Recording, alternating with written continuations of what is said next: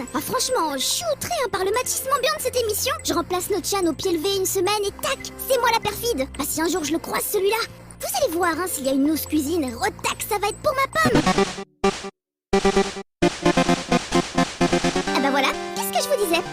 Bon, d'accord, le gentil spectateur qui nous a fait découvrir Kitchen Fighter ne pouvait pas se douter que ça tomberait sur moi. Et c'est vrai que le concept est marrant. Faire des recettes de cuisine façon jeu vidéo. Par exemple, cette recette de muffins à la banane version Pokémon, ça a l'air vachement bon ça. Allez, je suis sympa et je passe l'éponge pour cette fois. Ah bah tiens, qui c'est qui passe l'éponge encore une fois? Bah c'est Nono, évidemment. C'est pas franchement ce qui me fait rêver. Moi, ce sont plutôt ces PS3 custom qui me font triper. Regardez cette PS3 Metal Gear Rising, si elle déchire pas. Ou alors, dans le style custom, un fan allemand a créé sa propre petite Franken-tourelle de Portal 2. Regardez ces petites papates qui bougent dans le vide, si c'est pas mignon. Ah, vous trouvez ça flippant? Bon, chacun ses goûts, hein. En tout cas, il a même fait un tuto traduit en anglais pour reproduire l'expérience. Mais au-delà de mes oripeaux, filles et garçons sont ressemblants comme deux gouttes d'eau. En effet, on joue tous au nouveau Animal Crossing. Au moins là, on est tous d'accord.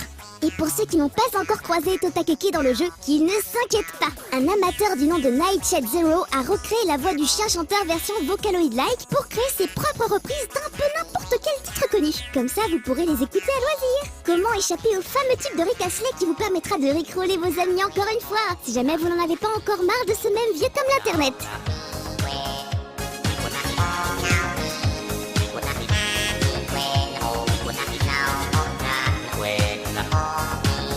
Cherche encore la mélodie cachée du célèbre compositeur dans des jeux comme Wii Sport ou Wario Land.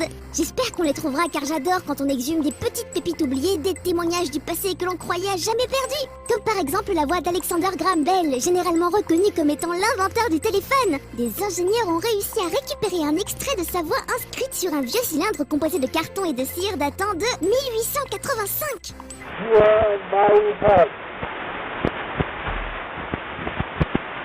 Alexander Graham Bell.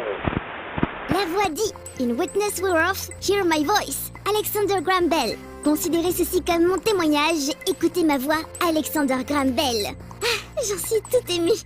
Ou alors, j'aime bien quand on résout de grandes questions existentielles, comme la prononciation du format GIF, ou alors GIF ou GIF.